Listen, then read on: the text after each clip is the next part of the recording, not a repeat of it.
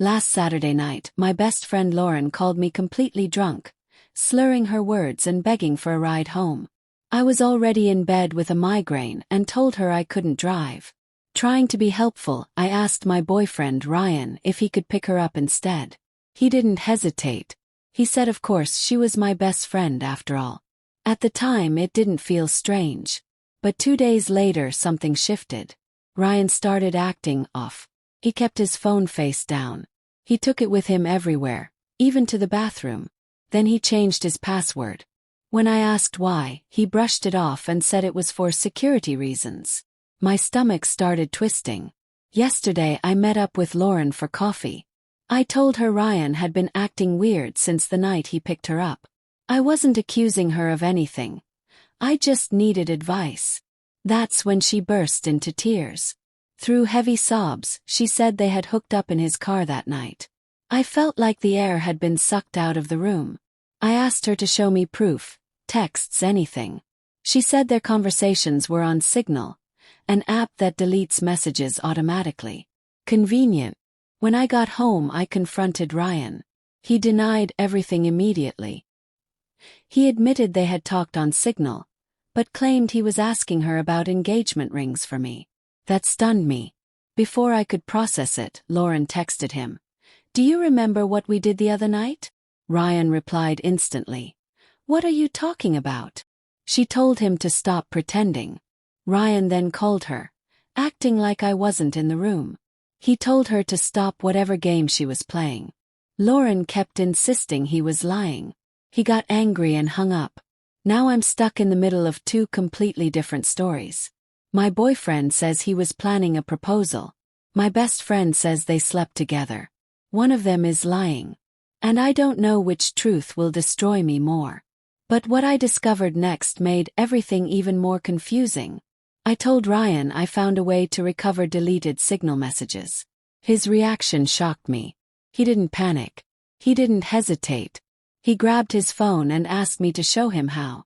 That confidence made me doubt Lauren's story. If he had something to hide, wouldn't he have freaked out? When I tried installing Signal on my old phone to test it, I hit a wall. It was too outdated to run the app. Ryan even offered to buy me a brand new phone if that's what it took to prove he was innocent. I started believing him. He insisted Lauren was spiraling, that she was unstable when drunk.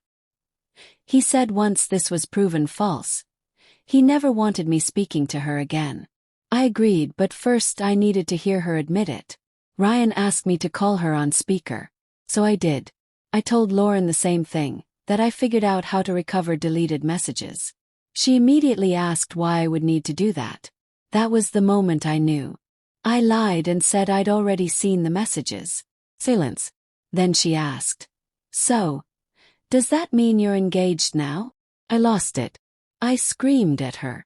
How could that possibly be her reaction? She screamed back, saying I clearly never believed her because I didn't break up with Ryan. I was crying too hard to respond. Ryan grabbed the phone and told her to never contact us again. Minutes later, she sent me a long, chaotic message accusing me of choosing Ryan over her, saying I abandoned her, saying I was pathetic for choosing a man over a lifelong friend. I blocked her before she could finish typing.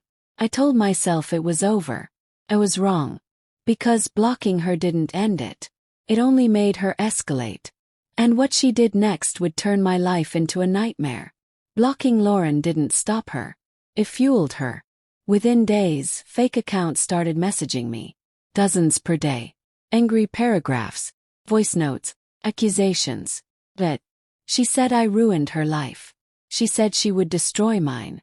It wasn't just private messages. She began posting publicly. Long, unhinged rants on Facebook multiple times a day.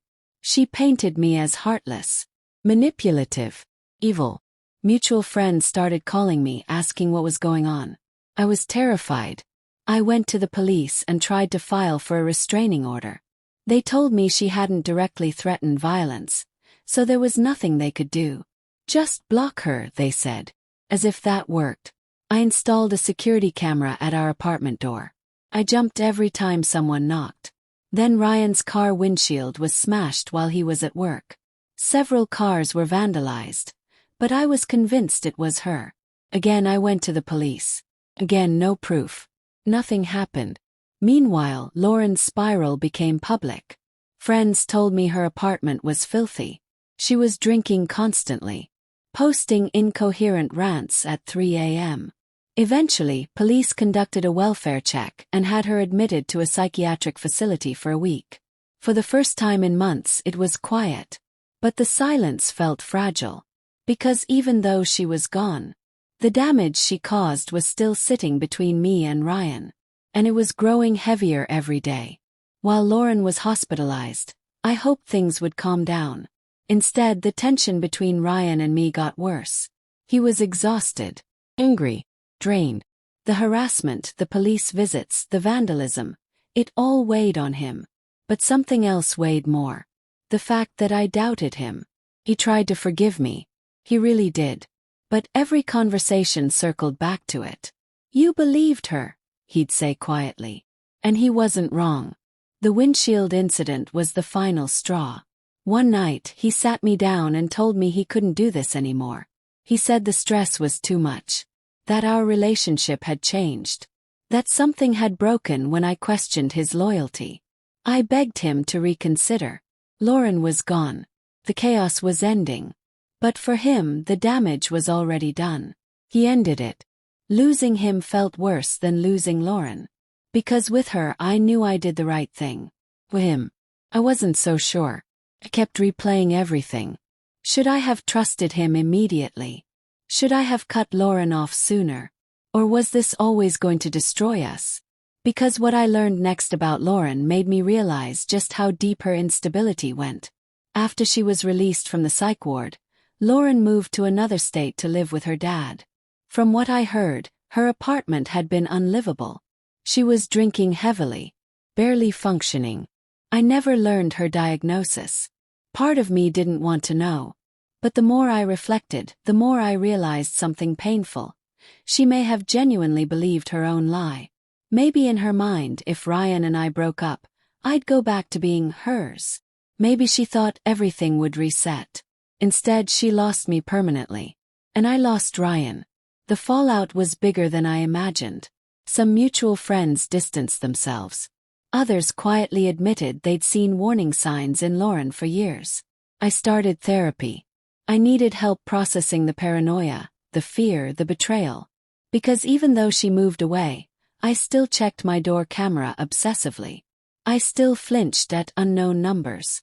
The trauma didn't disappear just because she did. And the hardest part, Ryan never proposed. In fact, he admitted he hadn't even bought a ring yet. He was just gathering ideas, quietly planning. That hurt in a different way. Because if none of this had happened, maybe my life would look completely different right now. But the final lesson I learned was something I never expected. And it changed how I see trust forever. It's been months now. Lauren hasn't contacted me. Ryan hasn't come back. And I've had to sit alone with everything that happened. Therapy helped me understand something critical. Trust isn't blind belief. It's built consistency.